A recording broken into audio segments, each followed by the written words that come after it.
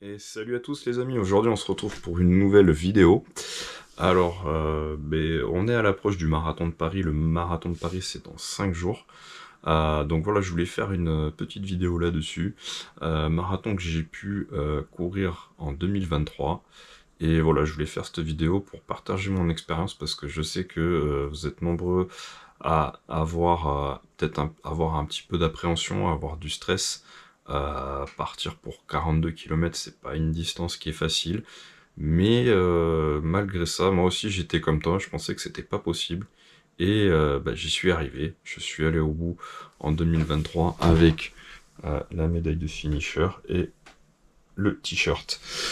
Donc voilà, donc je te souhaite vraiment dans 5 jours toute ma réussite. Et voilà, donc j'espère que tu pourras avoir ce plaisir comme moi je l'ai eu de passer, d'arriver avenue Foch et d'être finisher de ce marathon de Paris. Donc voilà, donc je voulais vous expliquer un petit peu comment ça va se passer. Bon, le premier point déjà, c'est si vous voulez pas être embêté, moi j'étais arrivé le vendredi sur Paris, retrait d'Ossard, je les avais retirés avant 18h. Ça vous laisse le temps de profiter du salon du running, etc., etc., de faire des photos. Voilà, déjà après 18h, 19h, il y a du monde qui commençait à arriver. Nous, on y était allé en début d'après-midi. Euh,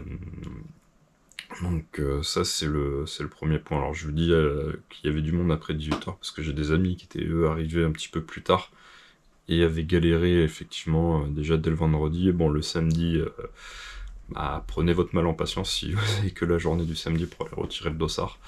Voilà.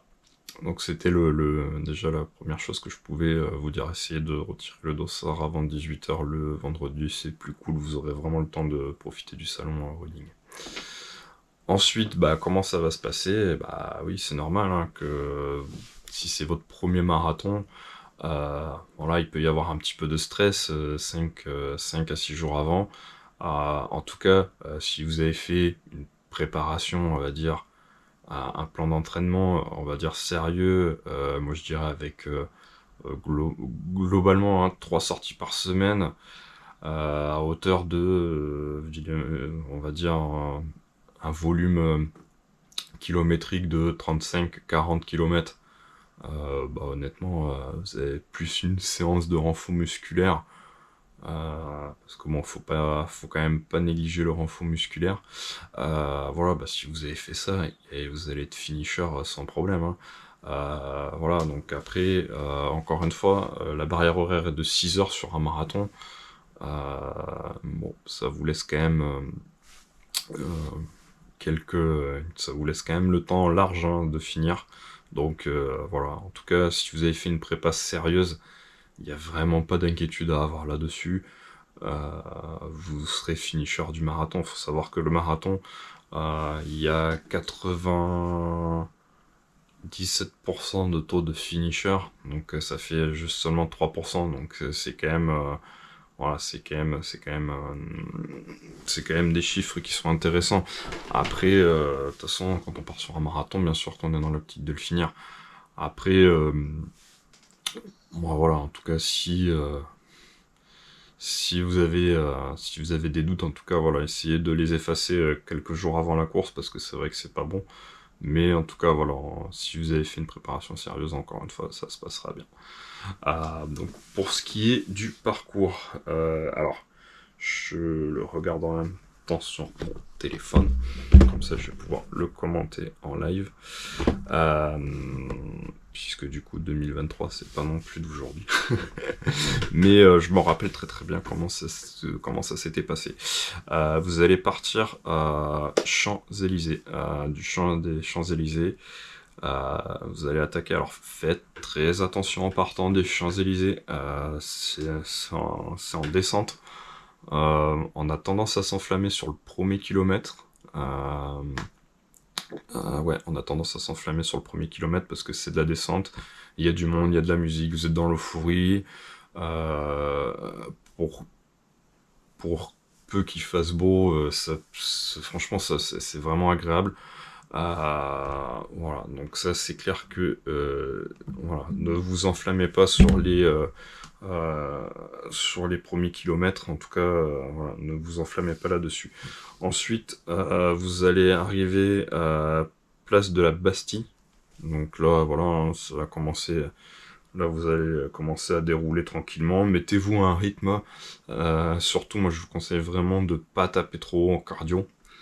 Parce que plus vous allez faire monter le cardio, bah après ça sera compliqué de le faire redescendre, sachant que, encore une fois, vous partez pour 42 km 195, donc n'oubliez pas les 195 mètres. Euh, donc n'oubliez pas ça, c'est très très long. Donc si vous commencez à faire monter le cardio d'entrée au bout de 2 km, vous allez finir et vous allez vous mettre mal vraiment sur la fin, quoi. Vous allez être en souffrance sur la fin. Donc voilà, c'était le premier point. Ensuite, donc vous allez arriver place de la Nation, vous allez passer le château de Vincennes, et là vous allez attaquer le bois de Vincennes. Donc là déjà, bois de Vincennes, un petit peu moins de monde, hein, du coup, voilà, il y a des petits faux plats montants. Donc voilà, bah là tranquille, hein, encore une fois, là c'est pareil, il faut vraiment pas s'enflammer. Il ne faut pas s'enflammer, surtout à cet endroit-là. Ensuite, bah, vous allez arriver, vous allez prendre ce qu'on appelle le plomb des Tuileries, qui lui arrive au 25e, là, vous allez passer dans le tunnel. 25-26e, faites attention, moi j'avais eu un petit coup de moins bien là, cette période-là. Et pas forcément, alors j'ai pas eu le mur du 30e, le fameux mur du marathon, mais voilà, faites attention dans ce tunnel parce que voilà, bon, il y a de la musique, tout ça, après vous allez longer les quais. Voilà, gardez du jus, soyez frais, encore une fois là, ça va bien se passer. Ensuite, vous allez arriver au 30e kilomètre. Vous allez arriver au 30e kilomètre, vous allez arriver à la Tour Eiffel. Donc bon, bah là, c'est joli, hein.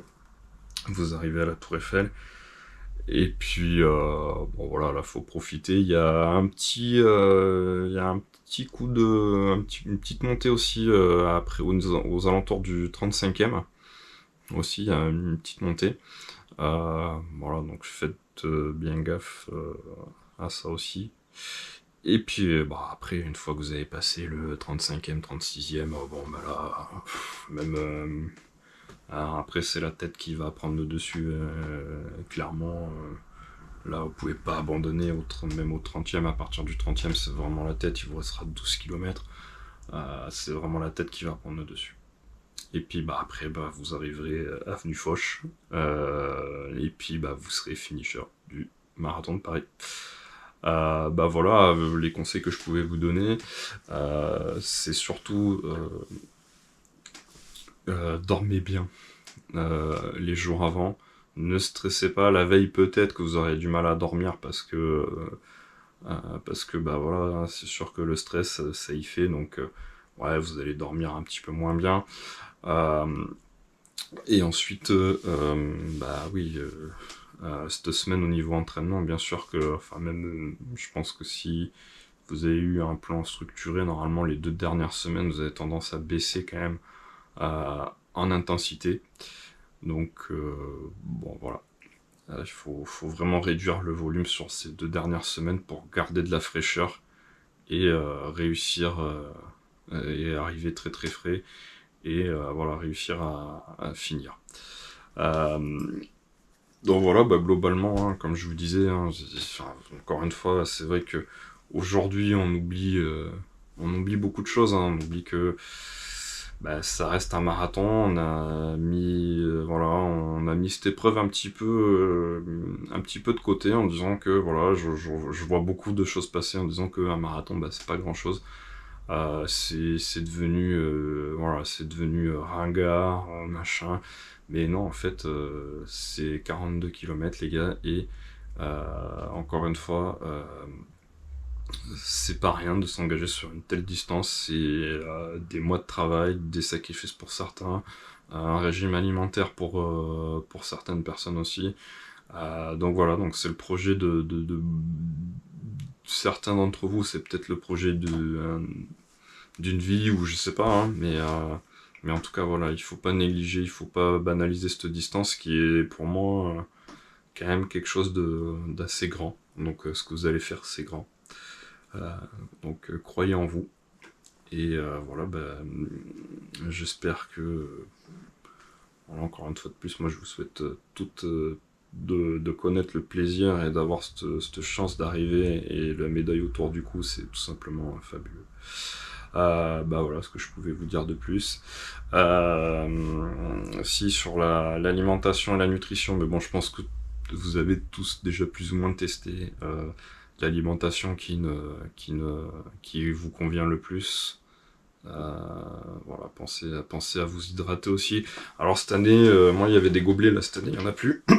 Donc moi je vous conseillerais quand même de partir. Alors soit vous êtes vous êtes pas à 5 minutes près, hein, vous avez un petit éco-cup, une petite éco-cup pliable là, et vous buvez à chaque fois, à chaque ravito.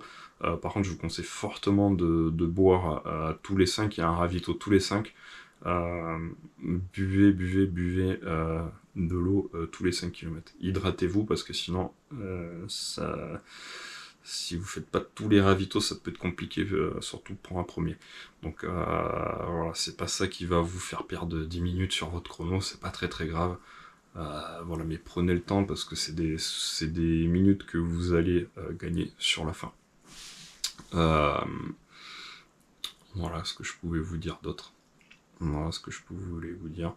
Voilà, partez. Moi, je vous conseillerais de partir avec un gilet d'hydratation, une flasque de 500 ml. Après, si vous voulez être bien, vous en prenez 2.